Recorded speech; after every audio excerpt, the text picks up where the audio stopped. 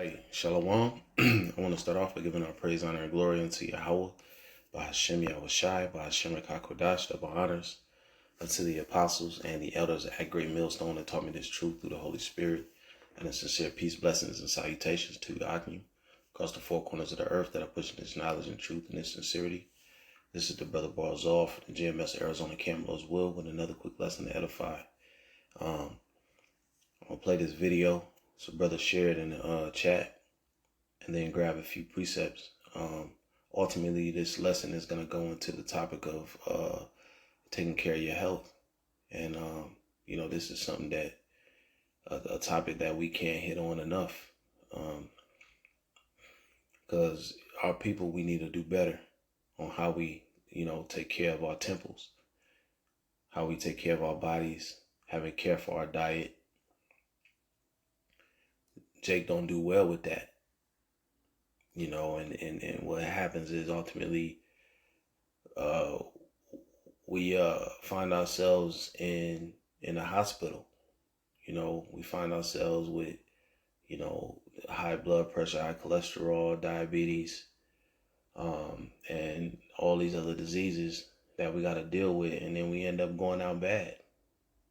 I've seen it in my family time and time again, and in spite of us sitting and watching this transpire, we, ultimately follow after the exact same patterns that got them in the position that they were in before the Lord took them out. And we follow after the same patterns and expect a different outcome. And we got to do better. One of the main things is fucking sugar. And this devil done put sugar in everything. Everything. Your condiments like ketchup and ranch, shit is full of sugar. And especially sodas. Elder Apostle Dahar and other apostles have gone in on that multiple times. We shouldn't be drinking no soda. There's plenty of good alternatives out there. There's these carbonated waters where they'll add natural flavors like lime, lemon, grapefruit, that are available. They're getting really popular now, but you won't find that in Jake's refrigerator, but it needs to replace the sodas, the Dr. Peppers, the Coca-Colas and the Pepsis and the Mountain Dews. Those gotta go. And if you have care for your diet, then, you will make the sacrifices necessary to make sure that you're putting yourself in the best position to stay in good health, understanding that we're living in a land where all of the food is defiled, but we got to do the best we can. All right, so let's play this video, grab a few precepts, and I'm out. His brain is called ADHD. Sugar in an adult's brain is called dementia and Alzheimer's. Sugar in your eyes is called glaucoma. Sugar in your teeth is called cavities. Sugar on your skin is called aging. Sugar in your sleep is called insomnia. Sugar in your blood is called diabetes. Excess sugar in your body is called cancer. Sugar and alcohol kill good bacteria in your gut. So now that you know this, how do you detox from processed sugar? Probiotics with lactobacillus help metabolize sugar and increase the good bacteria in your gut. L-glutamine helps reduce sugar cravings, and obviously cutting back on processed and packaged snacks and foods. So there you go. And we got to get away from that sugar. That sugar is causing so many health issues for our people, and it's addicting as fuck. But this devil keep, putting it in all of the foods and getting people addicted to it, and people are basically at the grocery store filling their cart with with nothing but death. All right, this is Proverbs 4 and verse 20. It says, "My son, attend to my words, incline thine ear unto my sayings. Let them not depart from thine eyes, keep them in the midst of thine heart. For they are life unto those that find them, and health to all their flesh. And that's the point, man. And because what there's nothing but wisdom in the scriptures. There's the dietary law, the Lord, uh,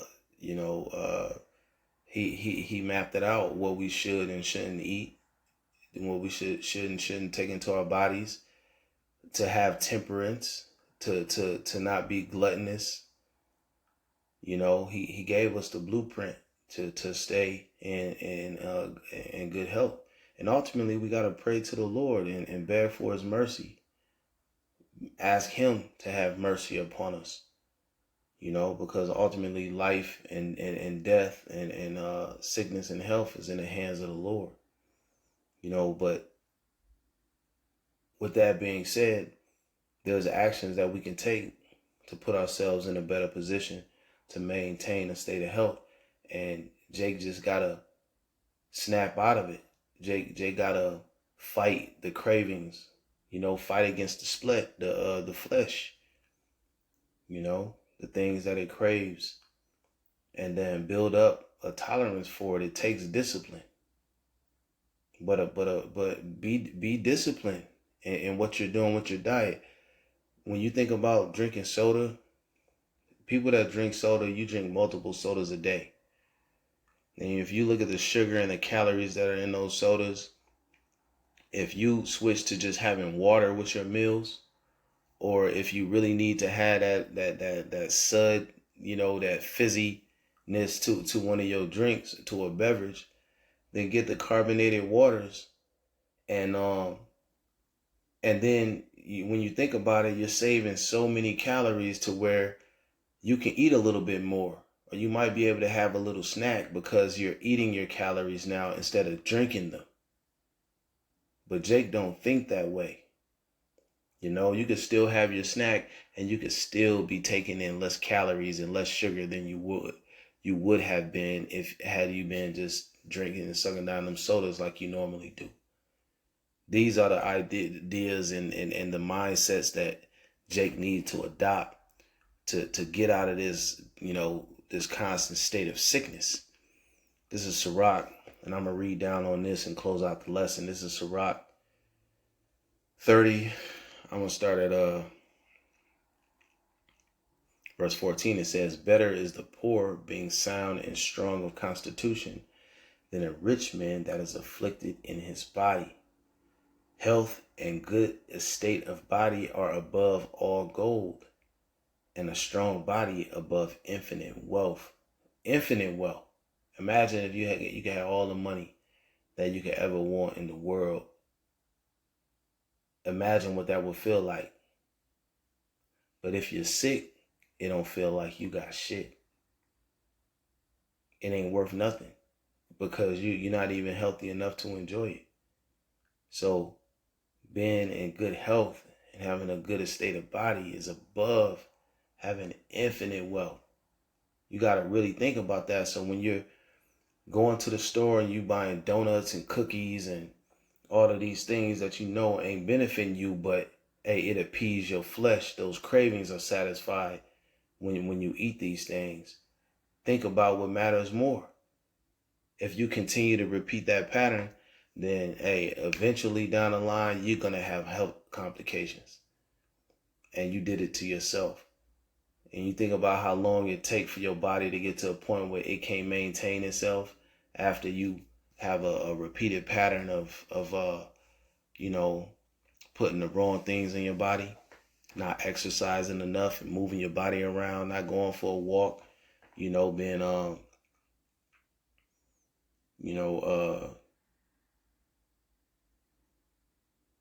just being lazy. It's going to take a long time for your body to get to a point where it's like, all right, I can't maintain this anymore. So think about how long it's going to take for you to correct it. It ain't going to be no day. It ain't going to be a couple weeks. What it requires is for you to make a lifestyle change. It's got to be a mind. You got to start in your mind. All right. So verse 16, it says, there is no riches above a sound body, and no joy above the joy of the heart. It says death is better than a bitter life of continual sickness. And when you go back to that video and you think about all of the health complications that can derive from sugar, and that's if everything she says in the video is true, which I believe it is. I didn't go back and fact check all of the information, but you know, I would err on the side of saying that it's true. Think about all of the sickness that's caused from that sugar. But see, the sugar has such an addictive quality that people can understand that, and they will still go and buy the sugary drink. They will still go and buy the cookies. They will still go and buy the snacks in spite of having taken in that information. That should tell you something. You get addicted to something like that, you should want to take a step back and examine and say, like, damn, what is this really doing to me?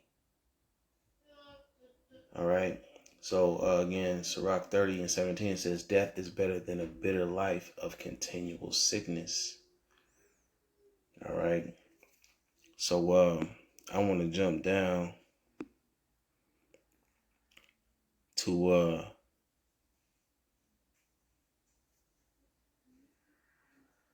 verse 25. It says, a cheerful and a good heart will have a care of his meat and diet. I'll read that again. It says a cheerful and a good heart. You know, and every time not every time, but most times when you see the word heart in the scriptures, it's talking about your mind. All right. So a cheerful and a good heart will have a care of his meat and diet. You're not just going to be putting anything into your body.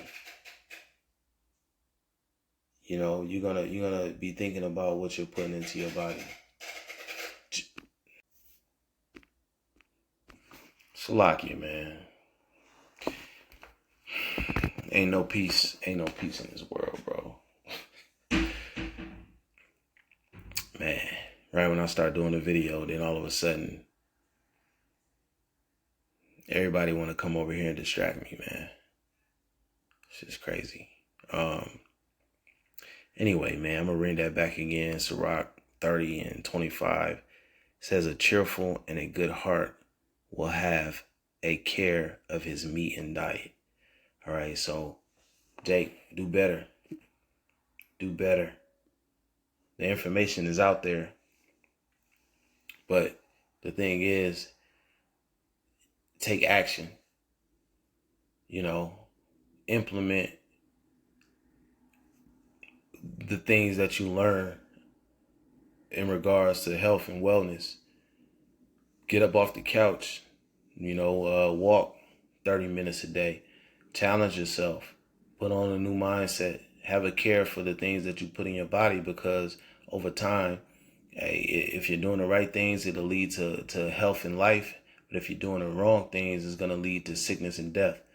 So consider it. With that, I'm going to say shalom.